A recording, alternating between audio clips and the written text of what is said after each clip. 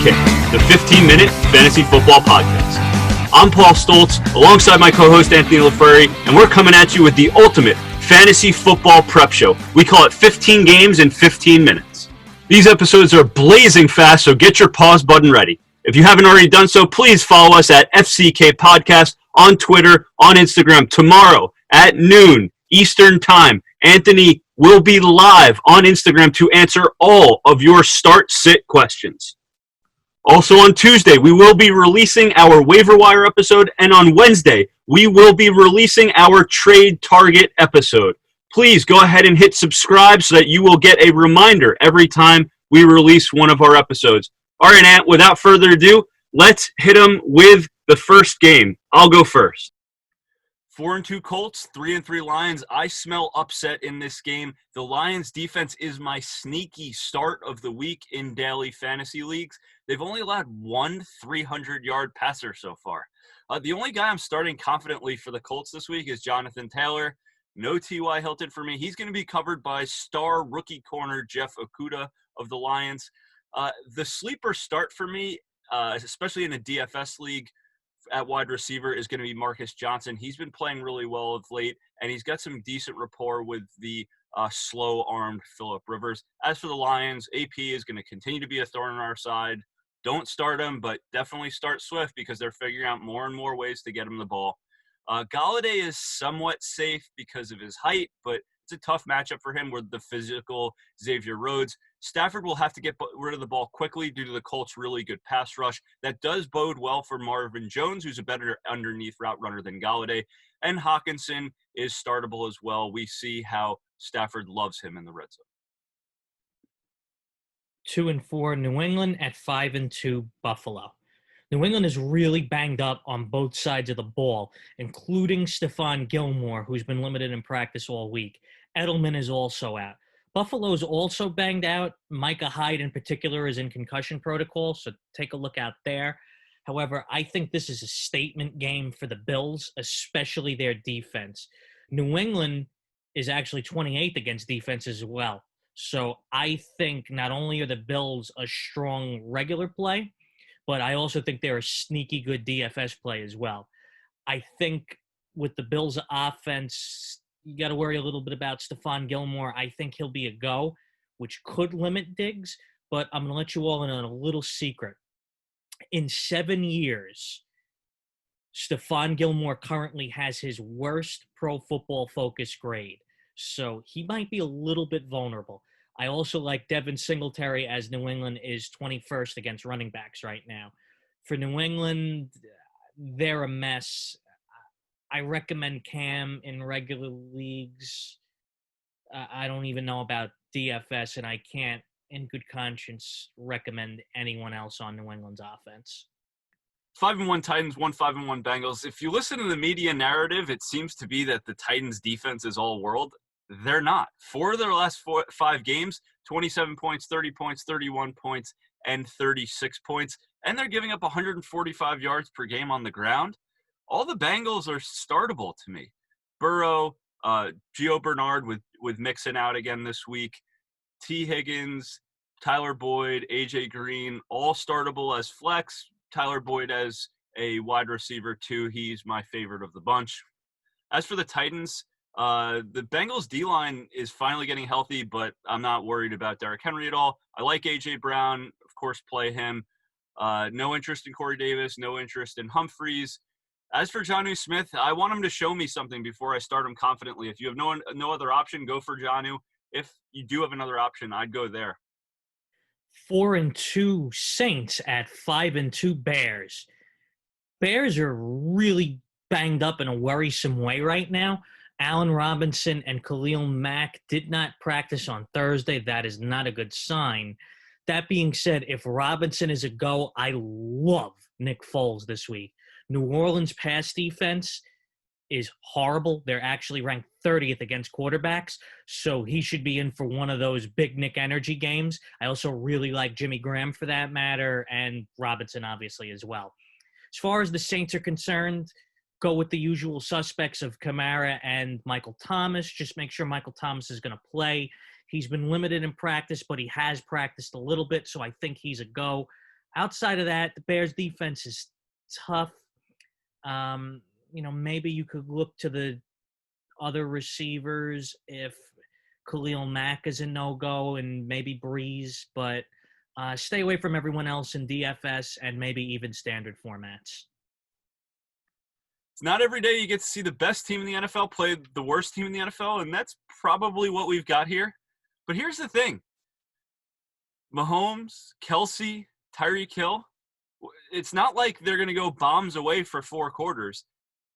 I don't subscribe to the narrative that I want my teams, my players, to be playing bad teams because then they get removed from the game basically after 2 quarters.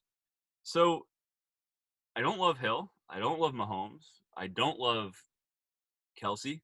I do like the running backs. And for the rest of the season, give me Clyde Edwards-Helaire. He's going to get the majority of the volume. And I don't typically believe in revenge games, but I think Le'Veon Bell is going to play a lot. I am starting him this week. On the Jets side of the ball, Crowder's likely out. Perriman is out. Sam Darnold is playing. And look, they're going to have to throw the ball. So who do I want from their receiving core? Give me Braxton Berrios, who's now going to play the slot with Crowder out. He's going to get a lot of volume. The other guy I'm interested in this week is La'Mical Pirine. Gore can't catch a cold. The Jets are going to be down. They're going to have to throw the ball. And La'Mical Pirine is the much better pass catcher. I think he could get 15 to 20 points this week. A lot of garbage time here. 3-3 Raiders at 5-2 Browns. Right off the bat, Austin Hooper is doubtful, so take a look at Harrison Bryant this week. I love Kareem Hunt and Jarvis Landry because the Raiders are 31st against the run and 23rd against wide receivers. Both are questionable. Just make sure they're going to play. On the off chance they're out, which I doubt, Dearness Johnson should be in line for a pretty nice game. Rashard Higgins, you should have already picked up, will be worth a start. Buster Mayfield, also a recommended play this week at quarterback. As for the Raiders offense, Josh Jacobs is questionable, but he looks like a go. I really like him this week if he plays. Cleveland's pass defense is weak. They're actually 23rd against quarterbacks and 31st against receivers. Get Carr, get Al Galore into your lineups, and if you're desperate, any other Raiders receiver, because I think they could be in for big days, as should be Darren Waller. 2-4 Chargers, 2-4 Broncos. This should be a pretty competitive AFC West matchup. Drew Lock should have his best week since returning from his injury. The player I really like for the Broncos this week is Noah Fant. He's finally not on the injury report. I think he's going to have 5+ catches this week. Should do some damage. Monitor Phillip Lindsay's status. If he's not playing, Melvin Gordon is a great start. If Phillip Lindsay is playing, I'm not trying to predict the usage between them. Should be about 50-50. Pick your poison. Tim Patrick is startable, but I'm not yet convinced he's the number 1 receiver. Look to see what Jerry Jeudy does here. Pass-heavy game plan coming for the Chargers and Justin Herbert. Love Keenan Allen this week. I also like Hunter Henry. I think that's a really good matchup against those linebackers for the Broncos. I'm not interested in rolling the dice on Joshua Kelly or in Justin Jackson this week. Again, it's too difficult to predict this usage here, and I'm not interested in either of them. 1-5 Vikings at 5-1 Packers. Dalvin Cook is questionable, but he logged a full practice on Friday, so he's good to go barring a setback. They're going to need him if they're going to be in this game at all. I definitely recommend Cook as long as he plays, even for DFS. The Packers are actually ranked dead last against running backs, so you need to get him in your lineups at all costs. In the event he doesn't go, Alexander Mattison is a must-start in all formats and definitely worth the value play in DFS. Thielen, I think he's worth wide receiver 2 or flex consideration. Justin Jefferson, flex. Start Kirk Cousins if you're desperate, very desperate. I don't think much of him in a game like this. As far as the Packers offense is concerned, Aaron Jones is out. Rock Jamal Williams, he proved last week he could step into that role and do pretty well. Devontae Adams and our favorite game manager, Aaron Rodgers, should be in the lineup, as should Marquez Valdez-Scantling. Robert Tonyan could also be in for a pretty nice day, too. I also like the Packers defense as a value play. Vikings are 24th against fantasy defenses, and they are clearly in tanking for Trevor mode. 5-2 Rams, 3-3 Dolphins. These are actually two pretty good defenses, so it should be a game that's 25 points or less for both teams. The number one question I've gotten all week is, what do I do about Tua, and how does that affect the rest of the Dolphins? Well, I think you pick up Tua. We know he can run, so he's a dual threat, and we've seen the success of Burrow and Herbert, so he's worth the scoop. I'm not yet starting him until I see exactly what he's got. Now, rookie quarterbacks tend to rely on two things: checkdowns to running backs and their tight ends. So I'm not saying start Gesicki this week, but I'm saying take a look. If you've got him on your roster, take a look at what he's going to do moving forward. I think that could be a good play. Myles Gaskin is an absolute no-brainer start. I think he's in for 6 or 7 catches this week. I have no interest in Devontae Parker. Again, the Rams' pass D is number 2 in the league against wide receivers. For the Rams, I think we're finally going to see a strong game from Cooper Kupp. Give me 7-8 catches, 80 yards, and a touchdown for him. From a running back standpoint, Malcolm Brown's not getting the ball enough to warrant a start.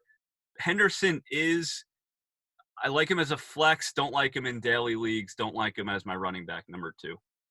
6-0 Steelers at 5-1 Ravens. This is the game of the week. Both teams are really good and they're fairly healthy, so this should be a thriller. Unfortunately, because both of these teams are so good, we may want to sit this game out in DFS because I don't know if anybody but one guy in particular is going to be worth the price. For the Steelers offense, obviously you want to get your Big Ben, your James Conner, your Juju into your lineups. You're just not going to have better options. Baltimore, same thing. You got to play Lamar. Stay away from their running backs. That situation's a mess right now. Now, my super sneaky play in DFS for this game is Hollywood Brown, and there's 3 reasons why. Number 1, the Steelers' defense is smart enough to want to keep Lamar in the pocket because that's how you beat Baltimore in big games. Keep him in the pocket. Don't let him run. Make him beat you with your arm. Number 2, Pittsburgh's defense is ranked 24th against wide receivers. That's showing a major vulnerability. And number 3, and most importantly, Lamar and Hollywood have not hit that big play yet. And in a game like this is as good a time as any for it to happen. So I think you could get him on the cheap. I think he's a really nice value play for this week. 4-3 49ers, 5-1 Seahawks. And this is the game where I give you my recommended daily fantasy football quarterback wide receiver stack of the week. And no, it doesn't have to do with Russell Wilson. Give me Jimmy Garoppolo with Brandon Ayuk, both at tremendous value this week. And there's no Deebo Samuel. Ayuk is filling that role. They're similar players, and they're just going to find creative ways to get Brandon Ayuk the ball. I also like George Kittle. He's in for a big week. If I had to choose a running back for the 49ers, I'd go McKinnon. We don't know how they're going to legislate usage, but I can tell you that JaMychal Hasty is bad in pass blocking.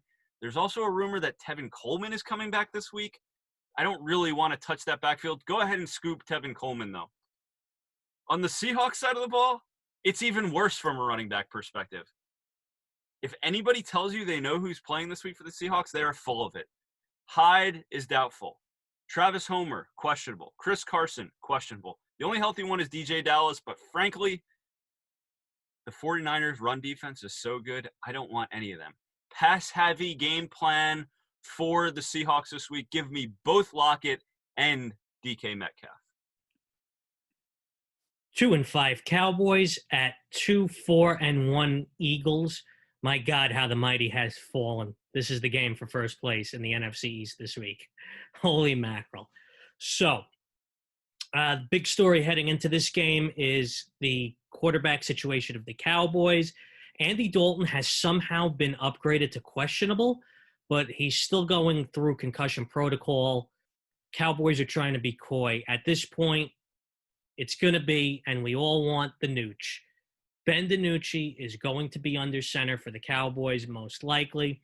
And while I'm really excited to have a fellow Italian with the middle name of Anthony leading the Cowboy offense, I'm also a realist. The line should be better this week. Zach Martin and Joe Looney are not on the injury report, so it looks like they're going to go, and they should both get into the lineup. That's going to make the Nooch have a bit more time. Obviously, the weapons are there. Listen, I'm not going to try and at all make it look like a case for him to get into the lineup, but hold serve on Amari Cooper. If you don't have better options, I guess start CeeDee Lamb and Gallup, but I would start Lamb before I started Gallup. Gallup is too reliant upon big plays. Cooper, I would say exercise a smidge of caution with, because he could draw Darius Slay, and he sometimes can get overwhelmed by top-flight corners like Stephon Gilmore last year. Zeke, for them to have a chance in this game, they've got to ride Zeke. So you got to get him in your lineup. He may even be worth a look in DFS, depending on the price. Now, as far as the Eagles are concerned, Miles Sanders is out. So Boston Scott is your man. Paul, I've now gone 2 weeks resisting the urge to call him Austin, Massachusetts Scott. Be proud of me. Start Wentz with confidence. Travis Fulgham. Richard Rodgers is going to be the tight end because Ertz and Dallas Goedert are out. He should be able to do some damage. Maybe even Greg Ward. I wouldn't say you absolutely crazy to do. All guys I like, especially if you're doing Sunday night DFS, because the Cowboys can't stop anything to save anything. Monday Night Football. We got the 5-2 Buccaneers, the 1-6 Giants. The Giants' defense is much better than people think they are. I don't expect a 40-point output from Brady and company. Now, with that said, I do, of course, think the Buccaneers are going to win this game. From a running back perspective, expect Leonard Fournette to continue eating into Ronald Jones' snap share. I think that's going to be on a permanent basis. Godwin is out with a finger injury. Evans has a matchup with Bradbury that's not super favorable. I do think Evans scores this week. I don't think he's going to get a ton of receptions, though. Scotty Miller is impossible to predict when he's questionable, and he is questionable to play this week. When he's hurt, he puts up duds. The 4 games he's been healthy, 73 yards or more, and he scored a touchdown in a couple of those. I like Gronk this week as well. 5+ catches for him. Now, as for the Giants, no interest in Devontae Freeman or Wayne Gallman, depending on who starts there. The Buccaneers' run defense is way too good. I expect a lot of short stuff from Daniel Jones this week. That means Golden Tate and Sterling Shepard play well. I don't like Darius Slayton as much as the other two. I do like Evan Ingram for 5 catches this week. Maybe he gets in the end zone. Not a lot of yardage. That'll do it for this episode of Fair Catch Kick. Please sure to like this episode on YouTube, and be sure to smash the subscribe button on both YouTube and Apple Podcasts. We'd also appreciate any positive reviews you could give us on Apple Podcasts. Give us a follow on both our Instagram and Twitter accounts at FCK Podcast. And Paul and I will be on Instagram Live at around noon on Sunday. We're going to give you all those last-minute injury updates and the last-minute advice that's going to give you the edge to win on Sunday. We'll be back at you on Tuesday with the fallout of Week 8, as well as our top waiver wire pickups for Week 9. And on Wednesday, we'll hit you with another episode for our top trade targets of the week. Thank you all so much for tuning in, and good luck this Sunday.